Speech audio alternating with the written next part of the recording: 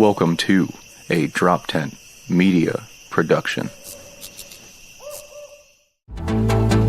The Porcupine with Adam Nutter.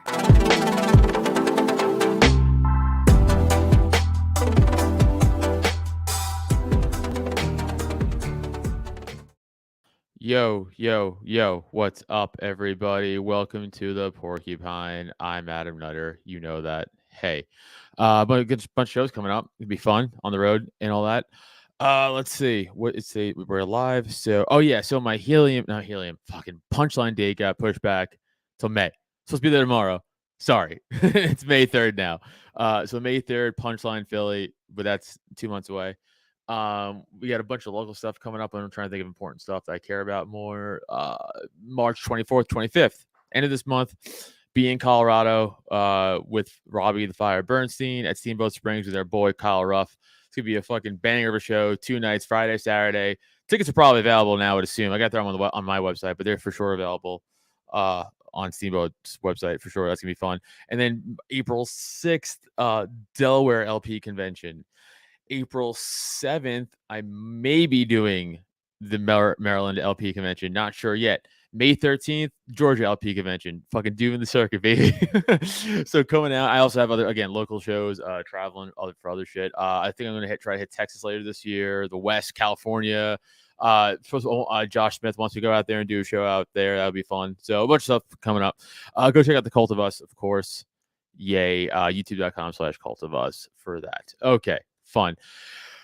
I'm done with that. So my guest today, you guys know him. You guys love him for the Outlawed Thoughts podcast. My man, my polar bear instead of brother bear. Give it up for Leighton Radner, everybody. Yeah, polar bear's definitely, I think, more apt. Well, Alaska. Until you move, you're gonna be the polar bear. when you move to the lower, then you'll be a brother bear.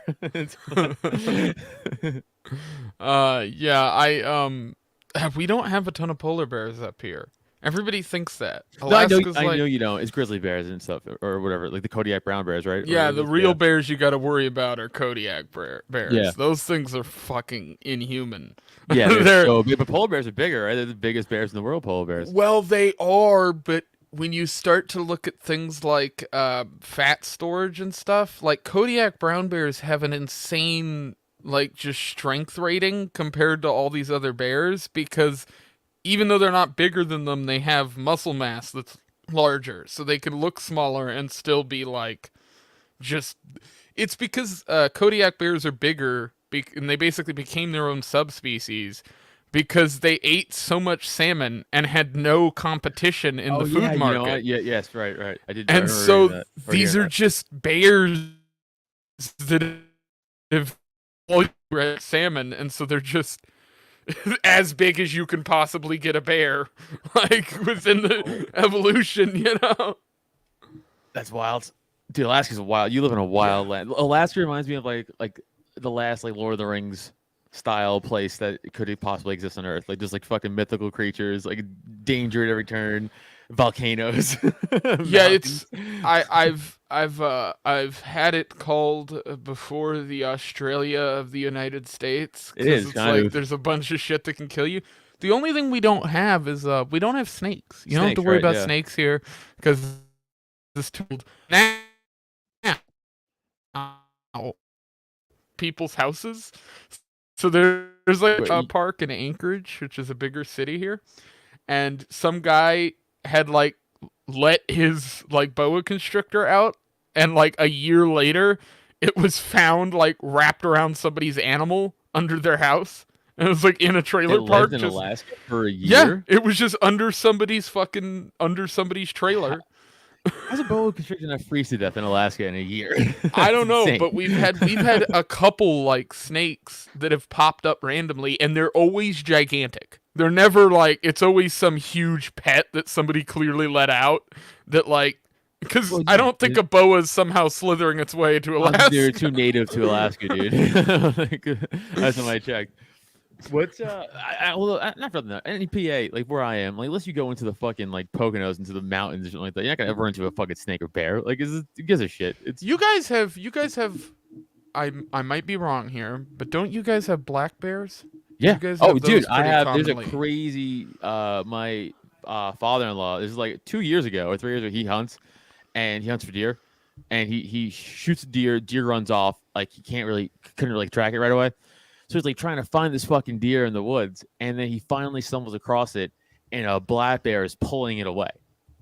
Uh-huh. And So and he just made the decision to like, he's like, nah, fuck that, that's just mine. And he was like, hey, fuck off. And the bear was like, are you really serious? He's like, yeah. And the bear was like, all right. And the bear left. And then he was like, they told like us later, he was like, that was dumb as fuck. I shouldn't have. yeah. So there's a famous story over here about something similar to that. This guy named Gene Moe.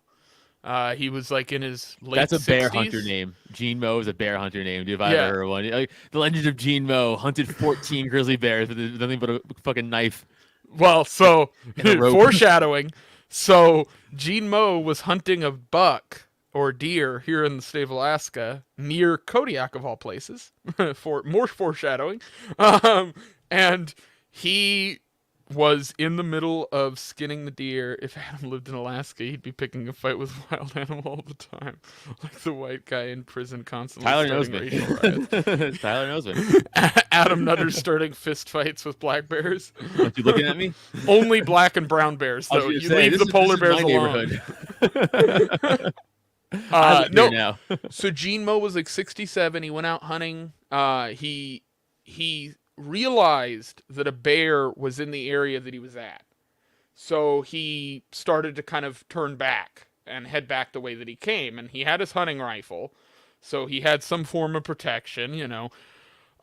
He got on his way back. He spotted a deer, and so he shot it.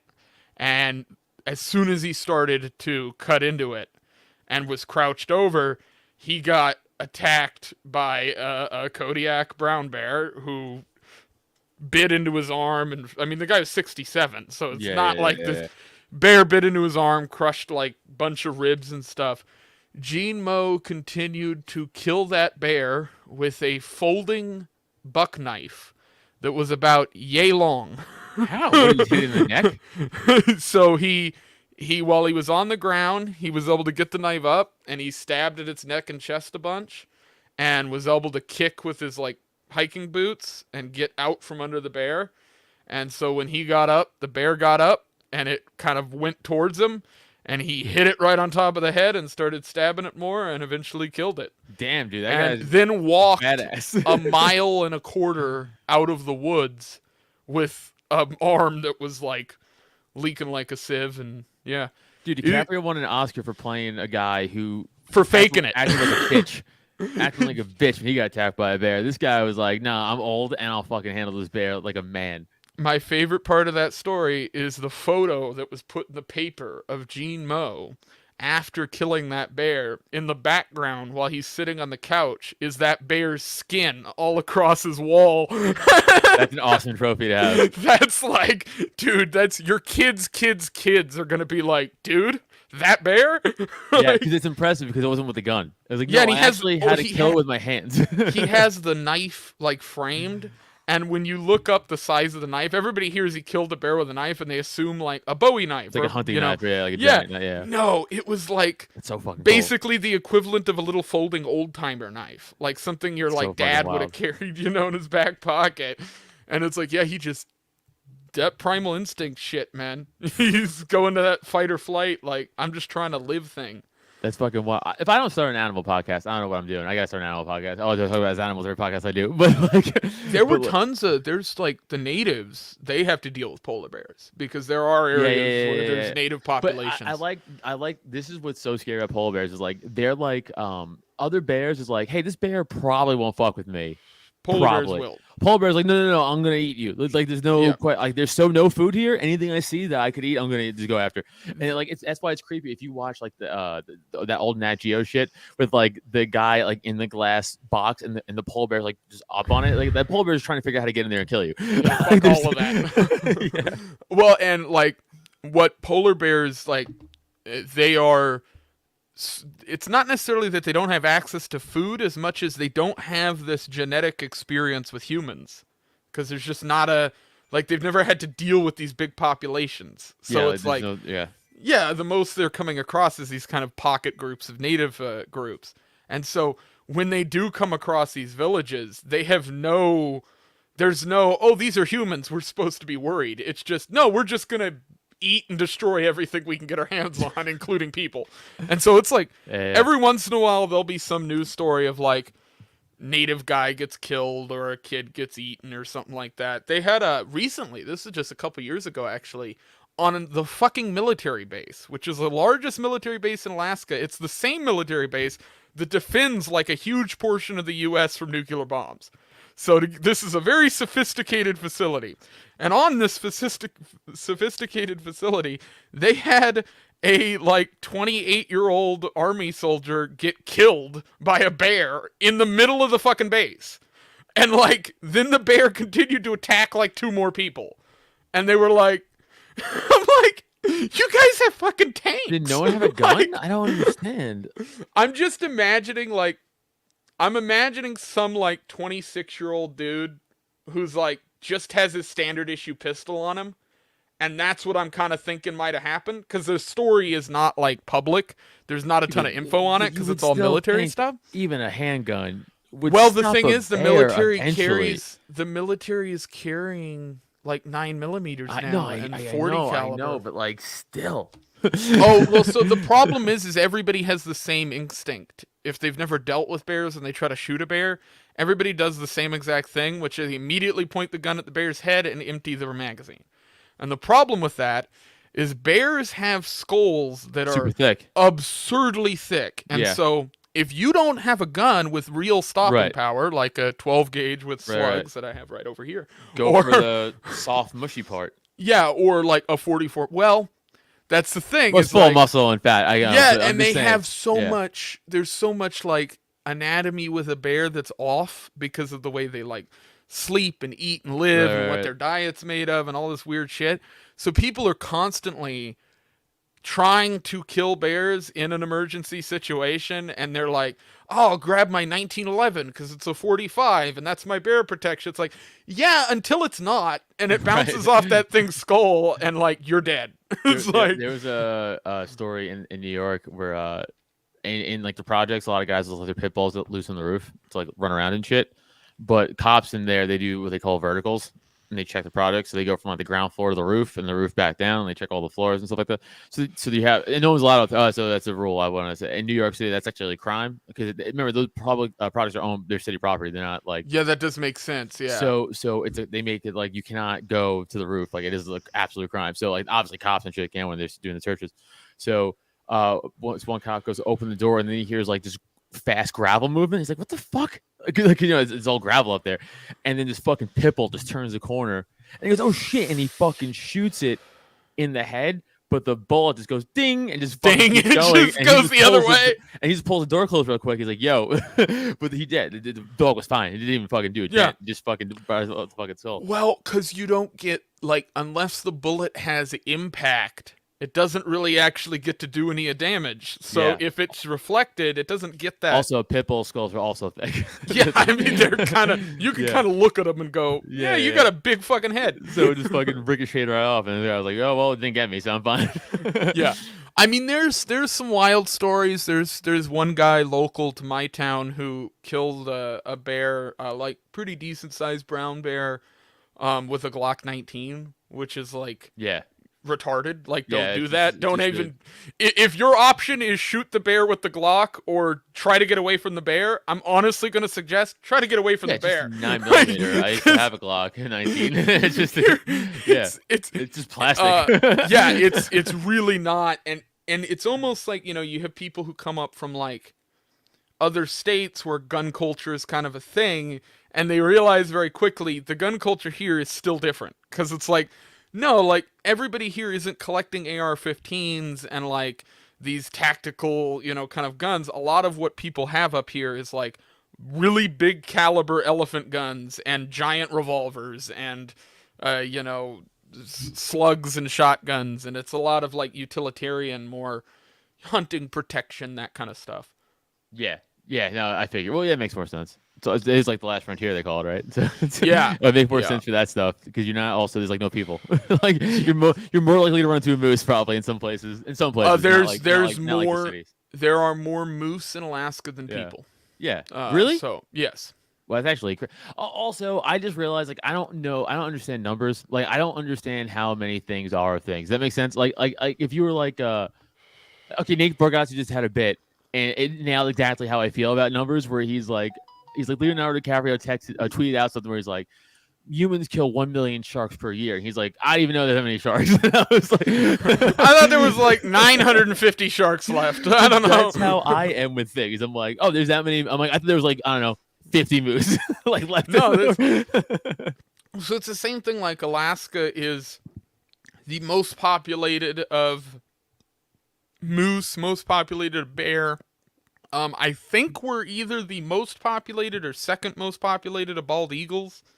We have like all those cool birds like hawks and stuff like that too. So it's kind of cool. The state's sort of a safe haven for predators. So all the cool animals we have are mostly predators or animals that are just so big predators don't really fuck with them. Like the reality is like the reason the population of moose is so big is because it's like unless you're a bear who gets lucky, you're not really going to kill a moose. There's nothing that really can other than humans. So those things just kind of get the lay of the land. It's like we're in charge out here. Oh, for sure. Excuse me. All right. Like, I do want to get to the. Oh no, yeah, no. I was gonna say, I do want to get to the Joe Vogler. Vogler. Is that how you pronounce his name? Vogler. Yeah. Vogler? Yeah. But real quick before we get into that, anybody who check me out on the Larry Sharp show from last night, it was fun. It was good. A good talk. That guy was fucking nuts. The January 6th thing. Yeah, Libertarian Podcast Review in the chat. Tyler, I'm pretty sure me and Tyler are going to do a breakdown of that little segment because I immediately DM'd Tyler while I was watching it and was like, we've got to do it. This is retarded. Like, I mean, I think I did a pretty good job. Like, you did great. I was in the chat spurging out. I know you saw that. But I was like, what? I was like, this is not... Dude, when he said, oh, they should have shot more people or whatever. He said something. I don't know if he said that but he said it was similar, and I double-taked. Yeah, I was like, what? I'm like, that's fucking crazy, dude. That was fucking nuts. And I like the guy in the chat was like, wow, the cops saying they went too far, and the defense lawyers saying they didn't go far enough. Yeah, I know. It's like, yeah, dude, that was yeah. You and Tyler should do that. That would be fucking good. Because I want other people's takes on that. Because like I was so blown away also in the moment. I didn't expect that. Yeah, it was sort of a crazy conversation. I did not see it veering off into that kind of side of things. The other thing too is you got to keep in mind that dude is a lawyer. And so it's like, you got to wonder, like, okay, so you got a bunch of lawyer buddies who agree with the opinion that you just put out there, and so you have to kind of say it, you know? Right. But I don't know. Or don't say anything, though. Like, yeah, just shut the fuck up. Like, he didn't have to say any of that. Because we weren't even necessarily talking about January 6th. We were talking about just, like, the events surrounding January 6th, so more so, you know, and he was like, no, they should have done more. It's like, what? Well, and the cops to justify the Ashley Babbitt shooting specifically, where I'm like, okay, so she was unarmed, the people next to her were unarmed, there were 2 officers behind her, and she got shot for attempting to step over a gate. Like, yeah, I don't know. It's so where do you get, as a lawyer, where do you get the justification there? Because first of all, 2 things. That dude is a never Trumper. He admitted it. He said it on air. He said, I'm a never Trumper. And then he said, also the way he was talking, you could tell he's also like propagandized out where he's like, the Capitol is like the symbol of America. Yeah. And you're like, no, it's not. Like, I don't even feel that way about the White House, let alone the Capitol. Like, I don't know. What are we talking about? Like, to look at when I look at America, I love this country because I think of it of how it was, right? Like how we became, how we were, even in the 90s, dude. Like what we are now. Like I don't look at the Capitol and the White House and go, that's what I look at the White House Capitol now and go, it's run by lizard pedophiles. Like that's gone, right? So like I don't look at that building or those buildings in DC and go, this feels patriotic to me. I feel a sense of like pride of like where we are, what we used to be. I don't. It's gone. Now I just think of like, I don't know, the flag and bald eagles. I'm like, I'll just stick to that that trope. Well, and you know, it being from Alaska, like that whole hoorah America thing just doesn't fly with me or a lot of my family, because it's like you're separated from. I am Yeah, so 3,000 far, yeah. miles away from you fucking people. Like, I Yeah. don't. Your Capitol and White House mean nothing to me. Like, I Yeah, don't, it was such a ridiculous so those two things within that dude, you could tell was why he was taking that, because he's like, fuck anybody who supports Trump, and also like this is a symbol of America, and you're like, you're a fucking idiot. I really wanted to go in like real hard, but I was like, I don't want to also just derail the show. It's not my podcast. yeah, if anything, it's a symbol of government overreach and government Yeah. power. The fact that that building is allowed to be kept pristine and in perfect condition only because it's paid for by us. which It's is like, which is why it pissed me off also, because we literally earlier talked about the 2020 riots and Yeah. how he never once was like, oh yeah, we should have been shooting, the cops should have been shooting people to protect private property. Even Not though once that was- I hear him say that. yeah, even though those were actually private businesses that weren't owned by the government and went onto the pocketbooks of the people who owned them, not the government. I also want to point out, I asked at the time, I was like, I guarantee you the George Floyd riots costed more than the Capitol. And both of them were like, oh, we don't know. And not Larry, but the other two were like, we're not sure. Someone in the comments posted it, but I didn't want to derail the conversation because $2 billion. Mm-hmm. $2 billion it cost. Yeah. So you're telling me that the Capitol, which which I also didn't understand that You lawyer's could point. probably rebuild the Capitol for less than that. But dude, for sure, because that lawyer was like, because that lawyer's point to me was, he was like, so it was $2 billion to, oh no, he's like, well, so you don't care about, he goes, you don't care about public property, like, I go, no, I don't. Why would you? He's like, well, who are they going to charge to fix it? I go, me, but by Yeah. force. What point are you making? Like There's no I'm going to choice in it. voluntarily give them money to no, dickhead. Like they're going to put a gun to my fucking head and be like, pay for this or you go away. Like, what do Yeah. you mean? What's your? I don't understand his fucking point. The logic seemed very off to me. So on the Joe Vogler thing. Yeah. That was so. For people who don't know what Yeah, I'm talking give about, a I can quick, intro. I know you did a great Yeah. podcast episode about it, and I want people to go watch that episode. But just to give people like a Spark Notes version, so they could go watch the full version on your channel. Right. So I 3 or 4 years ago, when I was kind of in my political stuff, looking into different politicians, different figures, things like that, came across this guy named Joe Vogler. I had heard about him before because he was kind of a name that would be talked about amongst old timers in the state. But I hadn't really paid much attention to it. I started wanting to make more videos that were more edited and kind of like a true crimey kind of thing almost. So that was kind of why I wanted to work with this.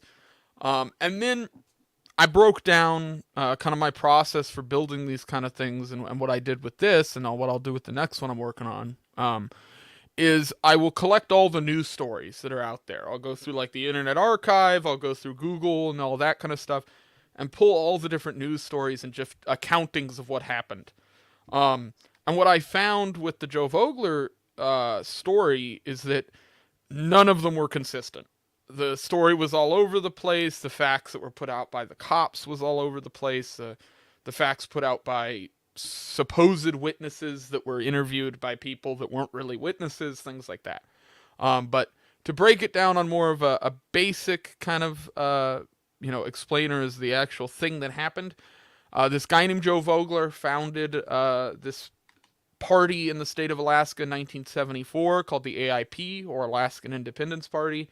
Its goal was to make the legal argument that when Alaska was admitted into the Union, that it was not given either a fair vote or was not given the correct choices. And this comes from when other places were admitted into the Union, they were given an option to become independent nations, to become part of the country, and that was more of what their votes were in the line of.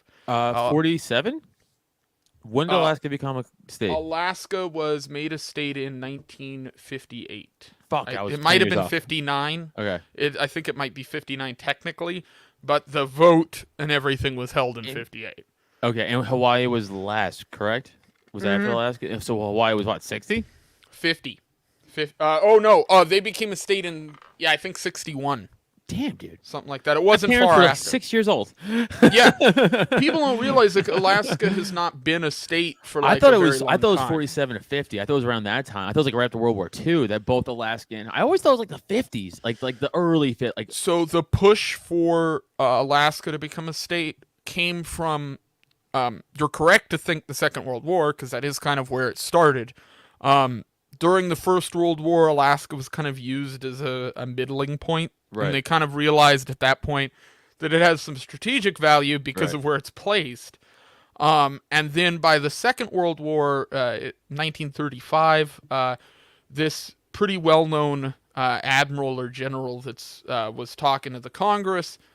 He's known as like the godfather of the Air Force, for instance. So this is like a pretty high-up military guy. He makes this quote to the Congress where he says, "He who holds Alaska will hold the world." And that was listened to by them. And by the 40s, they had started to use it as kind of a World War II kind of shelter-in-place area. They built kind of temporary bunkers, things like that. Yeah, people don't know that we shot down a few Zeros in Alaska. Yeah. During World War II, but technically it wasn't American soil yet. So technically it wasn't. Same right, Hawaii. That's why we were never officially attacked on American soil. Exactly. So the Aleutians were attacked by the Japanese. They were. There was actually, and this is a story that is lost to time and doesn't get talked about enough. It's something I probably will make a thing about later on. But there was a group of natives that were living in the Aleutian Islands that were actually taken captive by the Japanese and taken back to Japan and treated as war prisoners. And there was actually one white person among them. And all of those people just disappeared. The U.S. never really bothered to track any of them. They never bothered to find out what happened to any of them or if they really lived. Some of them made it back to state, but the majority of them we kind of assumed just got absorbed into Japan. The native makeup genetically is similar, so it'd be kind of hard to find the people at this point. But it would be interesting for me to kind of try to track some of them down because some of them would still be alive. Dude, listening to like old World War II like fucking stories is some of the craziest shit ever. Like you'll just hear be like, we lost track of the platoon. They're like, yeah. Dead to us. Oh well. Yeah. Move on. So the 80 guys just they're dead to us. Forget it. They're going back. And so Joe Vogler moves to Alaska in the 50s, the mid 50s, and he comes from Texas. He came to Alaska from Texas. He was born he's in not like a native Alaskan, so he's a native. He was Native born, American Texan, if anything. So he was born in Barnes, Kansas. Okay. And he grew up there. He got a law degree by the time he was 21. And so he moved over to Texas, kind of try to find work and stuff. He ended up getting fired from his job in Texas because he called FDR a commie bastard. Not wrong. So with that and kind of the World War II atmosphere, he kicked it on down to Alaska to try to find some kind of different, political structure, different kind of means of living. So let me ask you a question. At this time in Alaska, because it's not America, right? It's not a state. Is there cities up there? Like, what the fuck's going on in Alaska in 1942? So yeah, that's another kind of misconception is that before statehood, Alaska was just kind of natives and kind of this empty kind of area. But Alaska's history really kind of kicks off from a population and building kind of infrastructure point of view during the gold rush, because in the early 1900s, during the Klondike gold rush, everybody talks about the Klondike, and that's kind of an area that's in between Canada and in between Alaska. Right. So it's kind of half and half. But some of the biggest gold rushes were not in the Klondike. They happened years later, and they were more inland of the state. And the only reason Alaska stopped producing gold and stopped collecting it, I mean, the state has never run out. The state's still full of gold. Yeah. It's just that when there was this whole hoopla about the Japanese or Koreans or any other number of people possibly invading the U.S., and there was this argument that they would do it through Alaska. And so the U.S. government ordered all of the mines in the state of Alaska to be sealed shut. And they were all shut down all at once and blown closed. So all of that stuff is still sitting there. Like, you could theoretically start gold production in the state of Alaska tomorrow, and it would supply all of the U.S. with gold bullion. You wouldn't need to get gold from any other outside sources, which is what we do now. It's the same thing with oil. There was oil struck here going back all the way to 1908, and the U.S. does not want oil produced here, because if oil is produced here, then you can't go get it from the Saudis, you can't go get it from the Middle East, you can't go get it from Europe. So there's a vested interest in them literally crushing the oil industry in Alaska, which they do. And we're not allowed to collect our own oil. We're paying more right now for gas and oil than almost any other state in the entire U.S., even though we produce more of it than any other state other than Texas in the U.S. And so it's like, this is just batshit. Like, but this is part of what brought Vogler towards kind of his political side, was because when he got here in the mid 50s, there were towns, there were cities with populations was this, of like 30. local governments, like just local shit. Yeah, it was obviously there's no like overarching government. So technically, up until that point, up until statehood, the state of Alaska was charted as a territory of the United States. So it was owned by the U.S. from the purchase that was made by William H. Seward. He was the one who purchased the land from the Russians. The Russians are still butthurt about that, because then we found out it was full of gold and oil. But once the purchase was done, it became kind of an Alaskan territory, and that was done to kick the Russians out because they had enslaved a bunch of natives and were causing a lot of havoc around here. And after that happened, and you have all these gold rushes and industry sort of move in, the state got built up. There were cities like Fairbanks, Kodiak, Juneau, some of these areas where you had a population of 30, 40,000 people.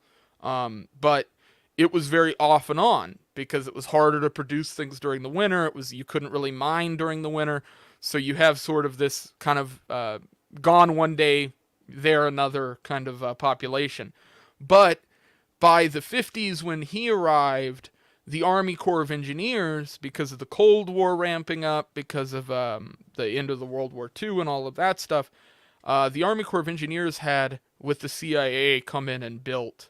I mean, there are bases in the state of Alaska that we still don't know where the fuck they are, because there's so many submarine bases and bases that are in the middle of the mountains, and like training facilities that have underground facilities, and like all of this random military infrastructure that's here that's been built from the 40s on. But realistically, you don't have like the massive kind of cities, which we still don't really have, but like Anchorage, which has a population like 300,000. That didn't really exist in that manner until around the 30s. That's 20s. insane, because Staten Island has like 600,000 people in it. Yeah, and if you start Or looking more, at probably. the size of Staten Island, you could probably fit it in. Yeah, yeah. It's you not the size that's actually on my hat. That's how big Staten Island is. It's 17. No, it's 7 by 14.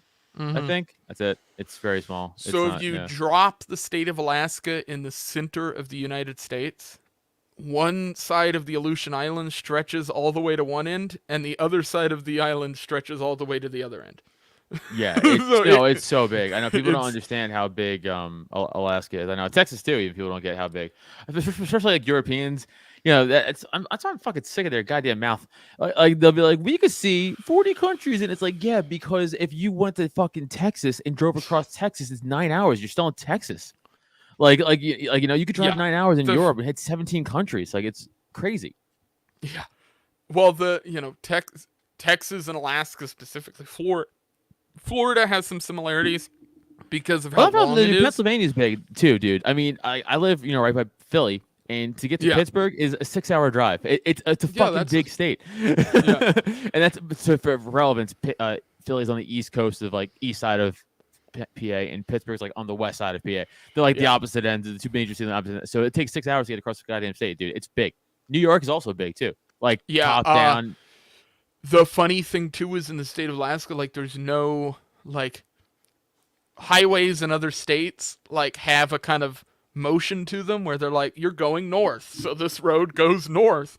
But in Alaska, because all the roads were like kind of built around the terrain, right? It's like you can't get anywhere quick because all the roads have to just go all over the mountains and shit. Every road, every highway that exists here at some point is having to either go right next to a mountain or through one. Right. Wow, dude. Yeah, that's wild. That's a bomb.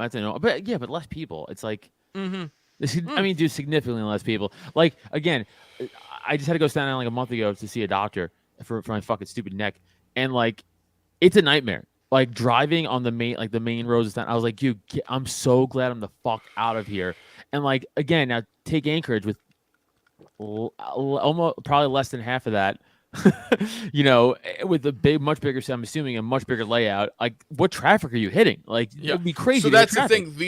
The only place you can really hit traffic in Alaska is like Anchorage and Fairbanks, and it has to be like rush hour. You got to be in the middle of like everybody's off work kind of shit. Yeah. Otherwise, there isn't really any traffic. Like, it's pretty much you just go where you need to go.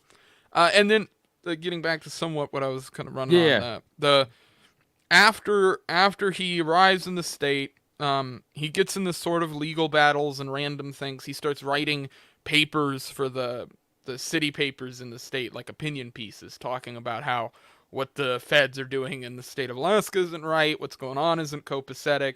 And because he was a lawyer, he starts making these more legal arguments where he's like, well, hey, we kind of got fucked here. Did anything happen to him personally that made him also like get riled up, or he was just like, nah, fuck this, I don't like this. So yeah, the first one was in the 50s. He had this bus company that was utilizing the Cushman Street Bridge in Fairbanks, which is where he lived at the time, and the bus company was taking people to the school, the college in Fairbanks, the University of Alaska Fairbanks. He sued the company because anytime the bus was on the bridge, another car couldn't drive on the bridge. It wasn't wide enough. And so he sued them. He ended up losing, but it became really popular, like amongst like Alaskans, because he was suing these people who people thought were fucking other people over. And so that kind of was where he like started kind of taking political shots at people. But it wasn't until the 70s that he really ramped things up, because in 71 or 70, I might have my years off there, the Alaska pipeline was finished and put in, or confirmed, one of the two. And the Alaska pipeline is the oil pipeline. This is what carries all the oil through Canada and all these other places. The problem with the Alaska pipeline is that the feds basically own it. It's not really a state venture. And they did that through some very dirty tactics. And it's the reason why we can't really produce our own oil today, because the feds regulate it all. Right. And so, yeah. So he made an argument, made a bunch of arguments in the early 70s against the pipeline. And eventually it pushed him to get together with a bunch of miners. They founded the Alaskan Independence Party. He created a petition to argue that Alaska should secede.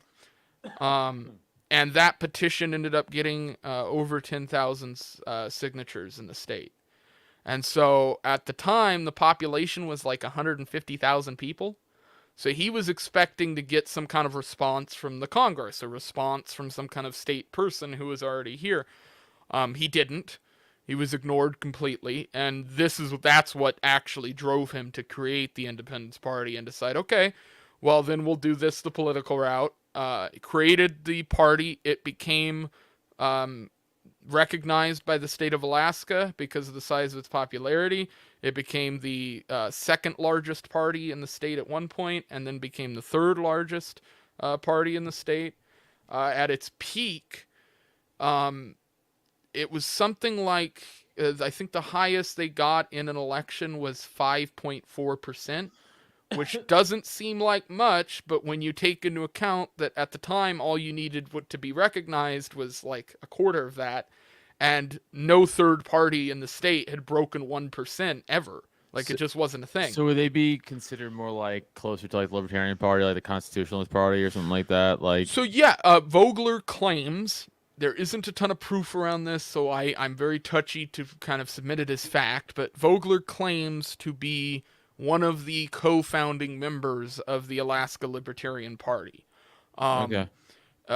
There's some historical argument there. I will say this, that I've read an awful lot of Vogler's writing, and I've read I've listened to an awful lot of his interviews, every one that I could find, and he was very libertarian in nature, Okay. And it would not be a stretch for me to believe that he was legitimately one of the co-founders. So, do you know who says actually founded the party in Alaska, like the Libertarian So Party? if you check like Ballotpedia, and this isn't a shot at like Karen Ann Harlos or anybody, but it does say somebody different, somebody who I don't really recognize as being the founder of the party.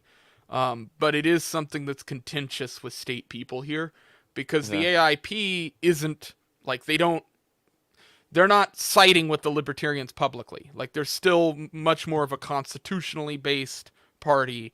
So there's some issues there, but they're anti-war, they're anti-government spending for the most part. They don't want, obviously anti-intervention, those things that we do care about as some core values. And I would argue that Joe Vogler's political beliefs are actually almost a perfect example of conservative libertarianism in action. Okay. It's what it actually should look like, which is really a return to old school republicanism with a couple extra steps that make it more ironclad.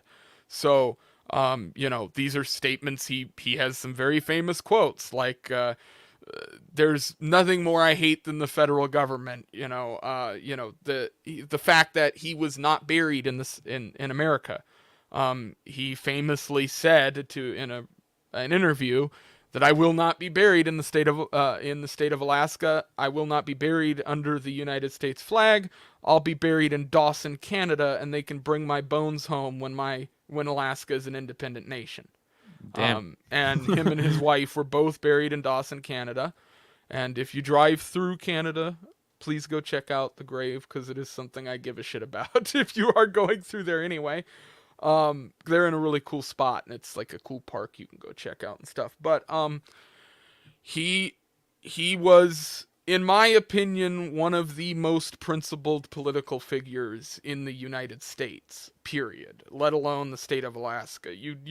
People don't realize how hard it is to find political figures who didn't waver on their stances, who didn't change their opinions on things.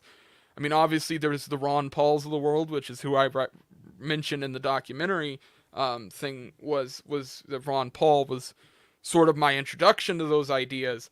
But when I looked back at what Vogler was talking about and what his beliefs were, they were very much cut from the same cloth.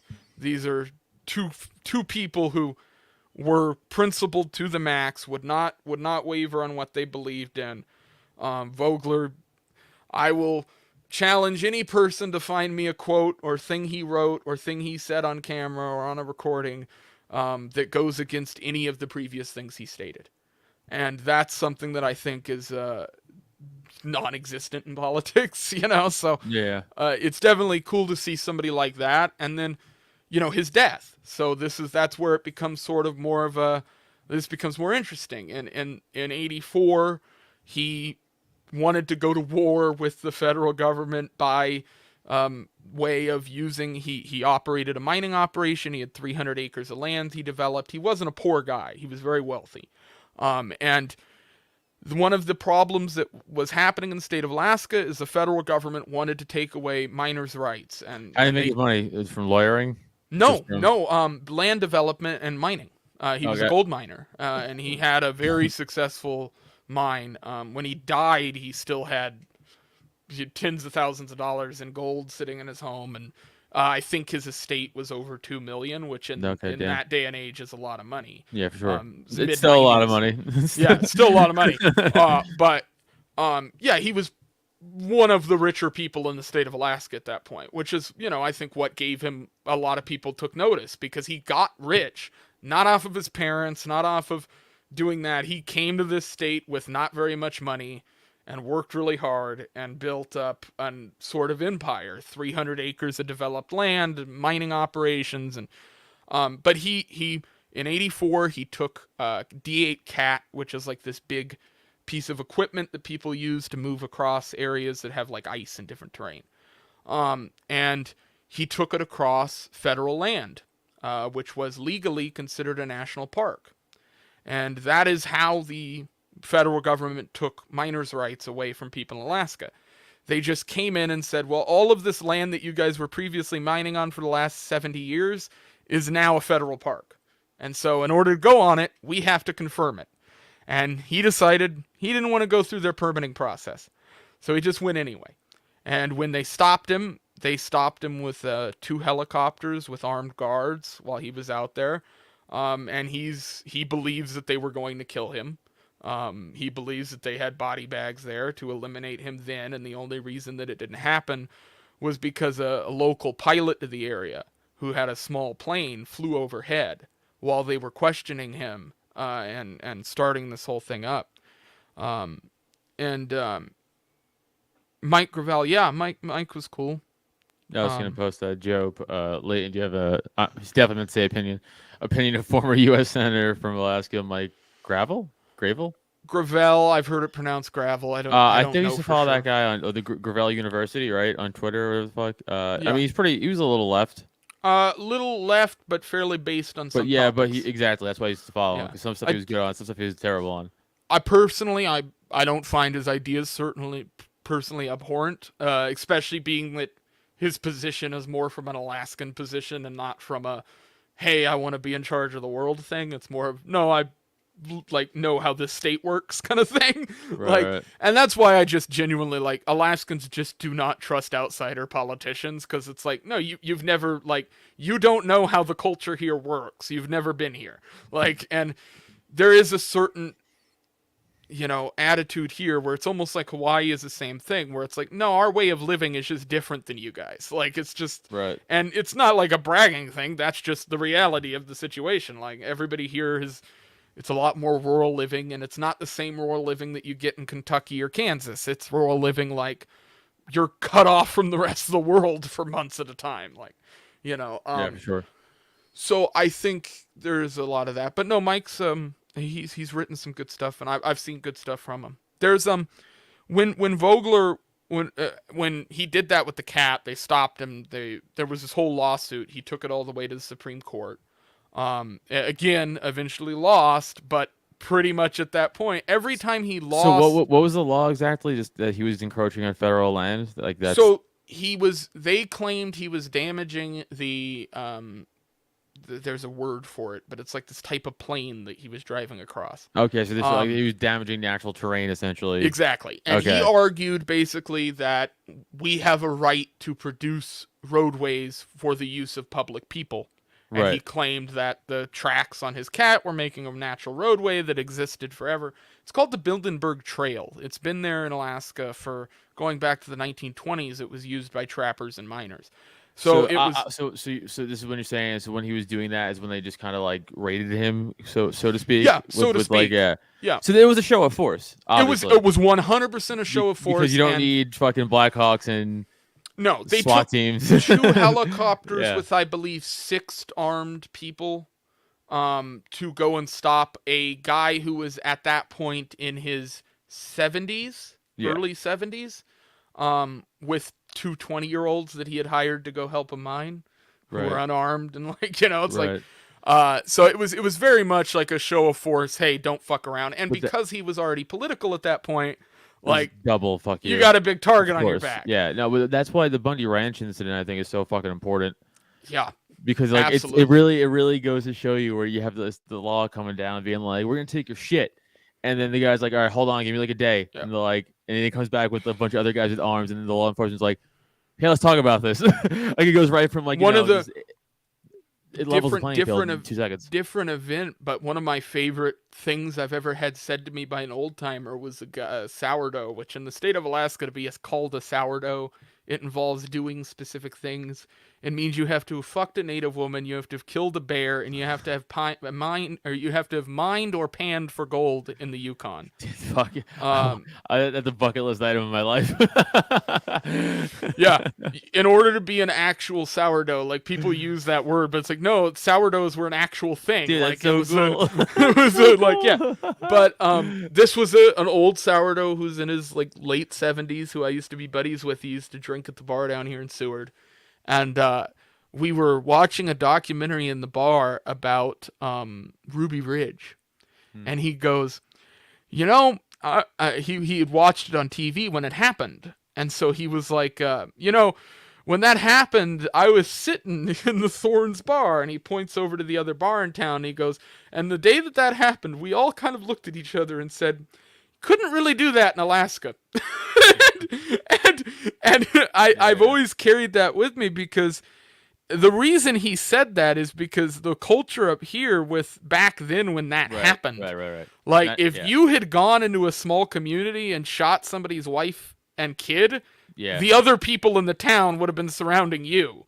Like, you would have had much bigger fish to fry. It was like, you know, famously, there's an area here in the town I live in called Camelot, which is where my family originally grew up here. Arthur, I know. I heard. Yeah, well, they're all the street names are named after that. Of course they are.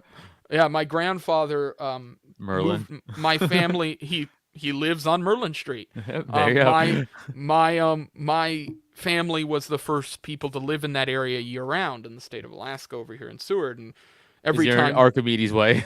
every time somebody would like ditch out of there, he would just buy their property. So he accumulated a lot of land and stuff. Right. But it's very well known in this town that the police and the troopers will not go into Camelot.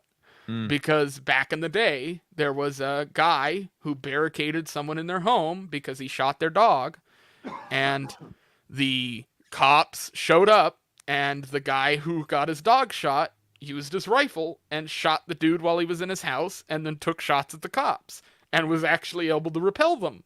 And so it became sort of like, after that point, they said it's just too dangerous for us to deal with it, and so none of the cops go up there. It's like the prostitute zone in Sin City. Where like cops don't go. Except cops it's go to a Old bunch. Town. Except it's a bunch of guys in the woods with 30-06s. it's like That would repel me. I wouldn't go there. So in '84, Vogler gets stopped for the mining stuff. He goes to court, takes it to the Supreme Court, loses, but gets a ton more support from Alaskans in general, because they see this case, they see it as the federal government fucking over Alaskans. This is a guy who's mining, they're stopping him. It wasn't the state who did it, it was the feds. So you even had state politicians coming out and saying, we don't like this. And so it gave the AIP a big boost. And just previous to him getting stopped, he published a piece of paper to the UN of all places, making his legal argument for Alaska to have a revote on statehood. And it was put in kind of limbo, because in the UN, the way that it worked is you had to get a speaker to co-sign your paper, and then you would be allowed to go speak at the UN. It's still how it is today. And no one was going to sign for this document that was arguing for Alaska to become its own independent nation. Like, it just wasn't going to happen until 1989. And in 1989, the Ali Khamenei won his election in Iran and became Shah. And the first thing that one of the first actions that he took was to begin contacting Joe Vogler and to agree to allow him to speak at the United Nations. Now, around the same time that was happening, the AIP actually did something that basically no other third party has done yet, and I like to give the middle finger to a lot of third parties for not doing this, but he recognized that the candidate they were putting up for the AIP wouldn't win, and he really wanted to win. And so he went to the Republican candidate who had already won an election before. His name was Walter Hickel, and he tells him, I'm going to convince the guy that we were going to run to drop out, and you're going to sign on to the AIP ticket, and you're going to win. And that's exactly what happened. He signed on to the AIP ticket. He became the most recent third-party candidate to be in charge of a state, and he won and became governor of the state of Alaska, which meant that the Alaskan Independence Party, with Joe Vogler as its founder and chair, he was chairing the party that had control of the state. Right. Which is like a fucking absolutely bonkers fucking thing. I don't think people realize, like, they won. Like, they got in charge of the entire state of Alaska.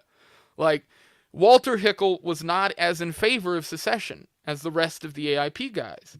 And so he sort of argued it back and forth and was trying to push for a vote on independence, but it didn't really go super far. And by 1993, by 92, late 92, 93, Vogler is really disillusioned with what Hickel was doing. He starts taking out ads in the paper comparing the United States to Russia and the Alaska to Lithuania, which during the Cold War is referencing the fact that we're being made the Fed's bitch. And he makes a kind of final push. He finally gets confirmed that he was going to be able to speak at the UN. He lets people at the AIP know that he was leaving in a week to fly to New York to speak at the UN conference. And then about 4 days before he should have left, he was reported missing by his neighbor. And the police didn't search the home at first. They actually waited forever for that. This is one of the things like to talk about. 101. Well, yeah, and I know this from experience because I used to do that job. Every inch of this case Yeah. is police fuckery. What they make what the rule is, or like the very common like police thing is, like if you have a missing persons case and it's officially like, okay, this is classified as a missing person now, the first thing you do is, no matter what the people tell you, you search every inch of that person's home, like no matter what they tell you. Like that's literally the first thing you do. Right. And so he goes missing. He gets reported missing after about 2 days of being gone. His vehicle's in the driveway. His dogs, he had 5 dogs and a guard goose. And all 5 of them, all 5 of his dogs and his guard goose were not outside. They were inside his home, and they were locked up. Almost like they were put there. It then later came out through the AIP's private investigator. They sent off blood samples of the dogs and later found out that they had been drugged.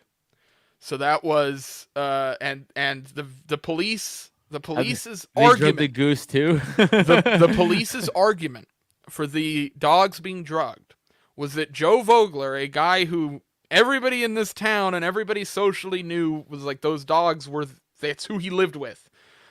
Their theory was that Joe Vogler drugged all of his dogs individually to take them to the vet 3 days after that. And I'm going, you're smoking some really good crack, and I I don't know what else I'm supposed to say here. And then it's not even a good lie. Yeah, it's absolutely god awful. You know what always blows my mind about all of these like cover up cases is like, lie better. Like, do you have 4-year-olds just be like it's like they go to 4-year-olds like, quick, I need a cover story for this, go. And like the red ball fell from the tree and then it knocked it over and they go, great, we're gonna go with that. Yeah, we're gonna go with that. There's no adults there like, right. we could cover up with a better life. This is what's even more insane is their basic report after leaving his home was that Joe Vogler, a guy who at this time was 79 years old, he's almost 80 years old, or he was 80, I think, had literally just walked off into the woods and disappeared. That was their entire investigation. That was what they came to the conclusion of. For literally 8 months. That was their conclusion to this whole case, was Joe Vogler just walked into the woods and died.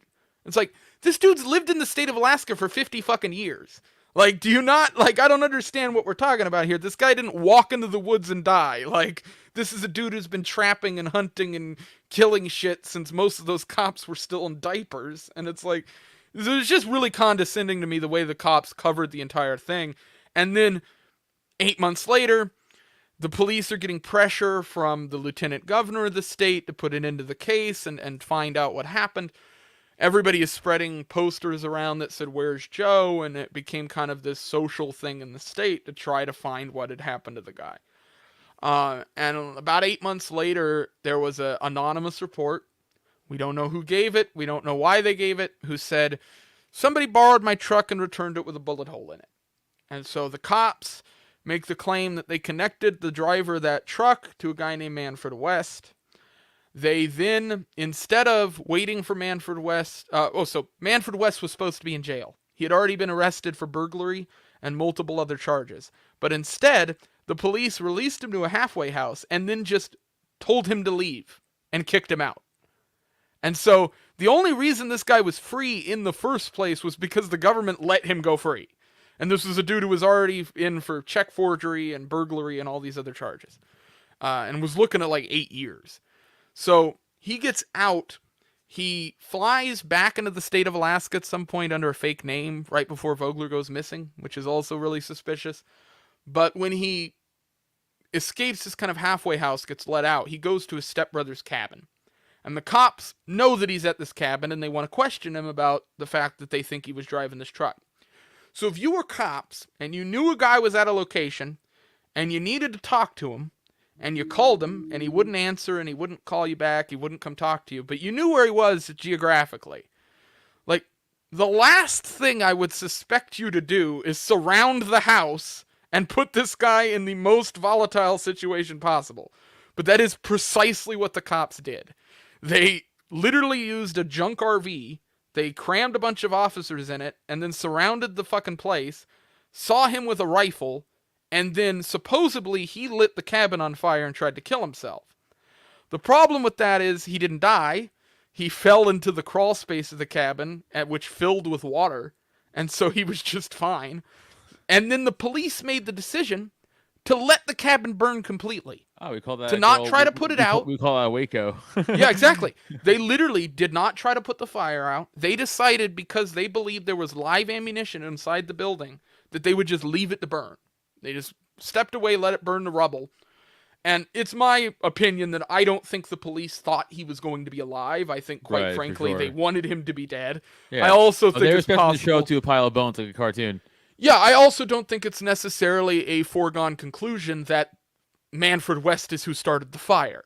Because you have a bunch of cops surrounding the guy. The only witness to this being the fact is the cop who was on the phone with him. And so, it's like, yeah.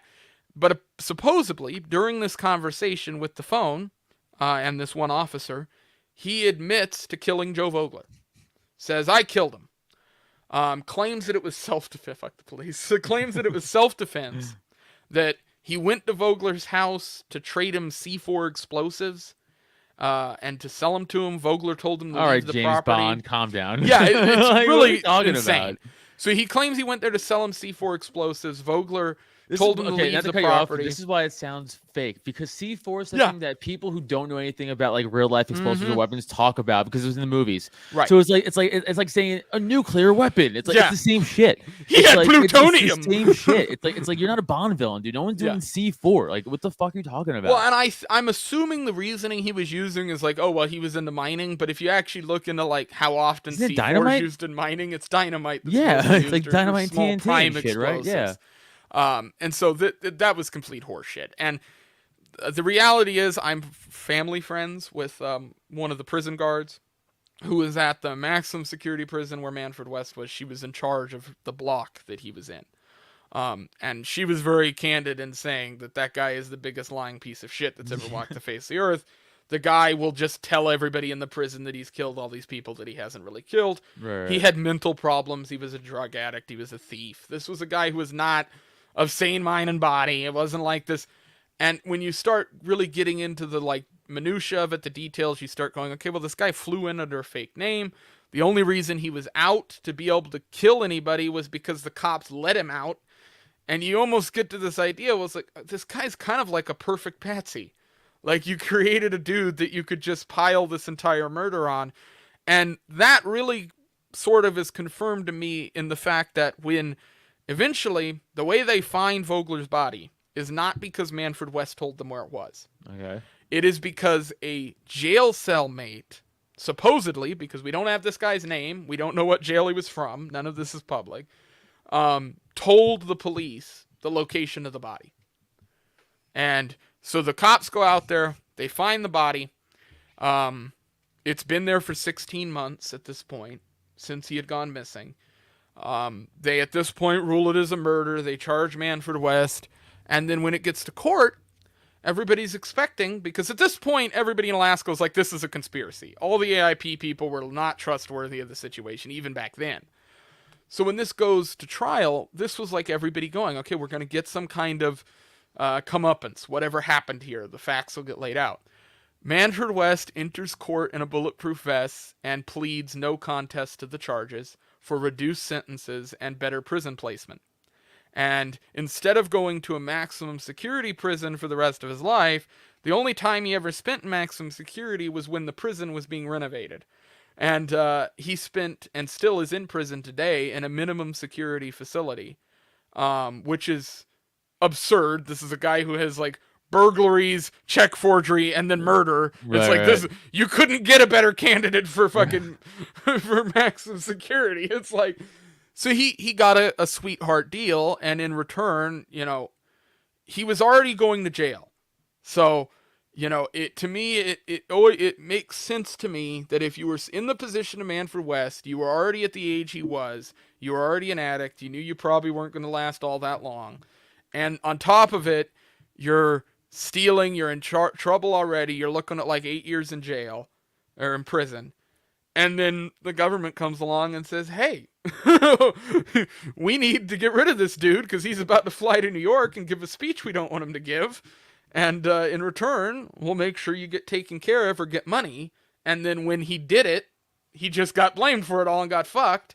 And they probably went to him and said, well, at this point, you can either say that you did this under a conspiracy and you'll get found guilty anyway and go to prison and you won't get any deal. Or you take this deal, you plead no contest so no evidence ever gets entered into the public record, and in return, we're going to give you a nice prison placement and a deal. And he's been an associate who's flipped on people in prison too. So I have 2 different files that were on some prison records that definitely hint at the idea that he was some form of informant after he went into prison, meaning that he was taking better treatment in jail or comp money to turn people in prison. So like, hey, this guy is talking about selling drugs on the outside, that kind of thing. But realistically, the biggest issues I have with the case is the fact that the motive by both the police and from Manfred West make absolutely no sense. The motive given by the police in their court docs is that Manfred West killed Joe Vogler in an accidental robbery gone wrong. Basically, he showed up to his house, he robbed him, and there was bullets exchanged. Vogler, ended up getting shot. The problem with that is that when the police investigated at first and went back to the property and over again, they repeatedly said in every document that's ever been released or put out or any public statement that there was no sign of forced entry. There was no blood at the scene. There was no sign of a scuffle. There was no marks on the ground. There was no tire marks. There was nothing. Jack Coghill, who was the lieutenant governor of this state and somebody that's very respected across this area, he is on camera in an interview that was done in 1999 for a documentary where he says, I do not see a way for Manfred West to have done this alone. I do not believe that he did it. He was a 2-bit criminal. This was one of the... And he says, this is one of the most perfect extractions I have ever seen. It was like Joe Vogler was picked out of thin air by his hair and just carried off of the plane. None of it makes sense. And again, the dogs being drugged, being put inside the house, the fact that this was a guy who had tens and tens of ounces of gold in his home, which were all part of his estate after the fact. So none of that was stolen. The only thing that the police attempted to connect to some form of stolen property was a single point and shoot camera that Manfred West's roommate or some shit had, and they tried to claim that was a camera that Vogler owned, and so he stole that from the house, but they were never able to prove that. And it's like, well, it could be any camera. It can be the same model camera. Right, yeah, it's crazy. You don't really have a way. It's like being only one this. person has a Ford fucking Focus. It's like, come on, dude. What are we talking about? And then on top of that, there were UN documents that were stored at Vogler's home, specifically messages and letters that he had sent back and forth to Ali Khamenei, as well as letters that he had sent to the French ambassador and things like that to try to get to speak at the UN. There are multiple AIP members at the time who I got to talk to during this whole making my thing, who did witness these documents. They saw them, they looked at them, Vogler showed them to the members of the party at one of the conventions and went over everything with them. All of those documents were missing right after his death, right after the investigation by the cops. None of those documents were ever recovered from the home. And in fact, those documents did not exist again in the public view until 2020, when they were released under the UN archives and became public record. And so I have on my desk over here a copy of that UN document that was not supposed to see the light of day again, in my opinion. I don't think they ever wanted that document out again. It lays out basically exactly how the feds fucked us, exactly the legal argument for why we should have a revote. And, like, you know, I'm not entirely on board with the politics of the AIP. I'm much more libertarian, obviously, but the fact is that I think the AIP is just another brand of libertarian, and they really should be viewed that way. And I think that a lot of libertarians and anarchists and even just really hardcore conservatives, people like that, they just sort of ignore Alaska. Like, it's off the radar. You know, one of my favorite things to do is to go to, third-party accounts on Twitter, caucus accounts on Twitter, and just type in the word Alaska and search on their Twitter feeds. See when the last time they mentioned anything to do with the state was. Pretty much non-existent. Most of those groups pretty much doesn't matter. This place gets ignored, and the government wants it that way. The reality is the feds want this place as a vacation destination and as a giant bank account. So if people keep ignoring it and they don't take note to what's going on up here, then like they can kind of just continue doing what they're doing, not really take any flack for it. But, you know, the reality is that it's a benefit to everybody in the United States for this state to gain some form of independence because of oil, because of resources, because of scarcity. If I had my druthers, we would be selling oil to China and Russia and the United States, all of them. This state is a perfect example of what could be an oil superpower, and instead it's a literal just warehouse for the government's toys. It's a giant piece of land where they just stick shit and leave it there, which is really depressing because when you do visit here, you're like, it's such a beautiful fucking place and there's not a ton of people, so you're like, man, this is just like a perfect little spot. But it is a little bit, underneath all of that, there's a layer of federal overreach that just is not present in other states. Yeah, I believe it. The clutches that the federal government has on Alaska are really only comparable to maybe Texas because of obviously the Civil War and restrictions that are, they kind of get a look at them because of what happened previously, so they'll always kind of have a stigma with them. I feel like it's similar up here, where because we're separated and the feds know no one really pays attention to us, well, you can kind of do whatever you want up here.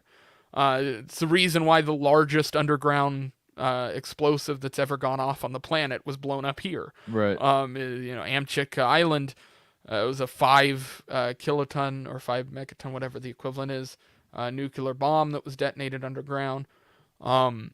Alaska's a lot like the reservations out in like the West, where it's just like the feds don't fucking. They're like, I don't know what goes on out there. The one difference I'll say is there are a lot of native corporations here, and it's one of the worst things that ever happened in the native community here is that they made these corporations. They went the same route as the Native Americans. There are some native groups in this state that are still independent, who still count on themselves.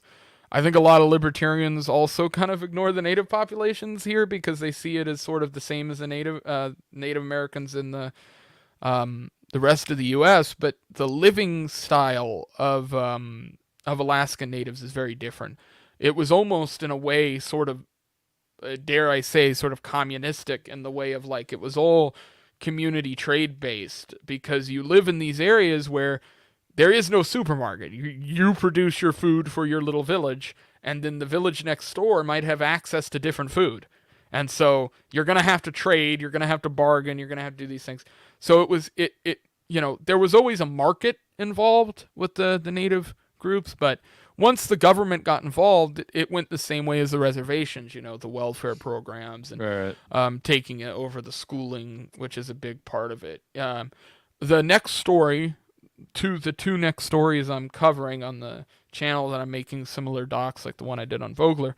One of them's this Christian Snyder girl who went missing down here, and she was a member of that cult Nexium. Oh yeah. Yeah, she actually went missing in the town I live in. So, Oh shit. Her vehicle was last seen here, Well, and this is where her car we know was found. we know what happened. Yeah, well, hers is a weird one because she went missing in an area in this a city that I live in, where, because I live here, and the other people who are making these documentaries and shit about her they don't understand where she actually went missing, and I'm going, yeah, that's a very convenient spot to go missing, because Right. if you wanted to disappear, one of the ways you would do it is you don't want to get seen getting into whatever it is you're disappearing in. And True. she went to an area that is completely off cameras, that connects directly to the ocean, that happens to sit right next to where the docks are for the rest of the city. And so one of my theories that I'm going to be putting forward in it, that I've already written, is that this girl might have known she was into some weird shit with this cult. And if she did, you might want to try to get away from those people. And it might be very difficult to do that, especially if you look into what Nexium was into and the Right. money that was involved in that group. One of the ways you could do that is if you had a boat leave the dock from Seward here, and then you just took a kayak or raft and caught it while it was heading out of the dock system, you could get on that boat without anybody ever knowing that you got on that boat. Like, there'd be no evidence of it. There's no camera footage out there. There's no people to see you. It's like you could literally just get on the boat and disappear and change your name, get rid of your documentation, just vanish. I mean, and not only that, but you can leave Alaska from here and go to other countries. So it's like you could, if you got a sailboat or a big fishing boat, you can just leave. And then the other story is a little darker even than a disappeared woman, but it goes back to the native stuff, which is from the 40s to the 60s, there was a hospital in Sitka, Alaska that was treating tuberculosis, which was brought primarily by Yukon miners in the early 1900s. It became a real big problem in the native populations. And up until that point, the natives had a way of curing TB. And I know people hear that and they go, well, that's not a thing. It is. There were hundreds of recorded cases of this happening in the Alaska Native communities. They had their own ritual medicine, and they were curing tuberculosis. But when a bunch of white people showed up, frankly, you had a bunch more of tuberculosis brought into the state very quickly. Yeah. And so a lot of those natives were forced to bring their kids to these Western hospitals that were run by the government at the time. And in the case of Sitka, Alaska, and the hospital I'm going to be writing about, they took 138 children who died from tuberculosis, and they did not report it to their families. They didn't report the deaths. They didn't report the causes of death. They didn't even bother to record the people's names. They just took the bodies, assigned them a number, and threw them into the bottom of a disbanded World War II bunker that was sitting in Sitka and filled it with dirt and concrete. And it wasn't really found out until about 15 years later. And the reason I came across it was because I was reading through all of the cords from the governors of the state to the feds. So just like whatever emails they sent to this person. And I came across Tony Knowles, who was governor of the state in 1999. He wrote to the federal government stating that he became aware that there were 138 unmarked bodies in these buildings, and that they were wanting to expand the airport in that area. And that by expanding the airport, they would have to exhume the bodies. And he had hired a guy with the native village, with the native tribe, to help try to identify who the people were. And then it didn't happen. They didn't remove the bodies. From every piece of evidence I've been able to find, those bodies were not actually removed. Sean Parnell attempted to get them removed. The feds refused to pay for it. It became a political football issue, and it bounced around. In 2012, that airport was expanded. And right now, I have found zero evidence that those bodies were ever moved before that airport was expanded. Which means there very well could be 138 dead native kids under the Sitka airport. Whoa. Yeah, which that's is wild. bit of Indian burial ground story, but it's for sure. Pet Cemetery, but that's fucking wild, dude. That's fucking crazy. It's crazy when I was reading about the stories of some of the parents, because I went into it very unemotionally, just reading about kind of the whole story, and then you start reading about oh no, when the Japanese attacked the Aleutian Islands, the United States government, the feds, just took all the fucking Aleutian natives and put them in camps. They put them in concentration camps. And they gave them horrible fucking diseases and horrible fucking issues.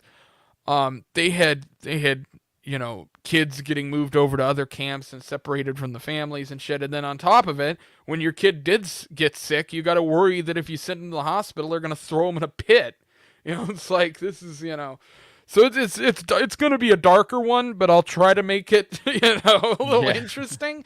So I'm kind of working on the Christian Snyder one first, because that one I think is going to be a little more true crimey. I think people will probably like that one a little more. It's a little lighter. Yeah, a little lighter. But there's some other ones. There's the Alaskan Avenger, who's that guy rules. Yeah, and there's a Mad Lad that Count Dankula made on him, but I do want to make a follow-up to that, because there's some... that guy did kind of change his life in prison. It's something a lot of people leave out of that part of the story. Yeah, fuck that. He was doing the Lord's work outside of prison. I don't disagree, but he went religious and stuff like that, and talks a lot about violence not being okay and No, but he's wrong with that though. I do think he's wrong. I do. Think he's wrong recently there was a guy who just I was just listening to it. Salty Cracker did a video on it just a few days ago. A guy beat a pedophile with a shovel 15 or 20 times, and get this, the finishing blow was delivered by a moose antler. And I went, rules. Dude, he killed somebody with a fucking moose antler. That guy rips, dude. That goes using fucking Punisher fucking fatalities. I have a knife that's my favorite knife. It made me think of that. But I have a knife that there's a knife shop, guy who's made knives here in Alaska since going back to the 50s, and his son runs the place now. They're called Herb Campbell knives. If you look them up, they're insanely hard, expensive. But I have one of his son's knives, which are nowhere near as expensive. But I do have family members who have the actual Herb Campbell knives, and those things are so fucking cool, because it was old school making knives, and so it's made out of a bandsaw blade, and just steel. Indestructible. It's like adamantium. Yeah, the one that I have his son made is a truck spring, made out of a semi truck spring. Oh, that's cool. And it's, dude, this thing's made out of the steel hardness is once this is sharp, you can't sharpen it again. You're just done. But that thing's it has a moose antler handle on it. And I'm that's cool. You could stab somebody with this, with the knife end. If I turned it around and tried to use the end of the antler, it would be pretty difficult. That's pretty fucking cool, though. Dude, I gotta wrap up. I gotta go. But dude, that was fucking super interesting. Anybody goes for the whole full story, go check out your YouTube channel for sure. But hit everywhere they can find you and your stuff. Yeah. So outlawedthoughts.com will take you to the. Oh, actually, you know what? I think I changed it. OutlawedThoughts.com should take you to the YouTube channel. It'll either take you to there or my blog. And then if you just go on YouTube, search Outlawed Thoughts, that's where it is. It's at 600 views now, so it's doing okay for what I wanted it to do. I'm hoping the second one does a little bit better as I start kind of rolling these out. And then follow me on Twitter, which is at Liberty Leighton. Boom. Awesome, dude. Thank you. That was fun. That was fun as fuck. Always fun hanging out and talking to you, dude. All right, everybody. Come see me do comedy on the road and go listen to the Cult of Us podcast, youtube.com/Cult of Us. Outside of that, it's been fun. Leighton, you're the man. Everybody else, peace. I'll see you Sharon's guys a nerd. later. Sharon is a nerd. Bye. Thanks for listening. Find Adam on social media, Twitter and IG at Adam Nutter, or Facebook and TikTok at Adam Nutter Comedy. And for podcasts and merch, check out www.droptent.com. Don't forget to rate, review, and subscribe so you never miss an episode.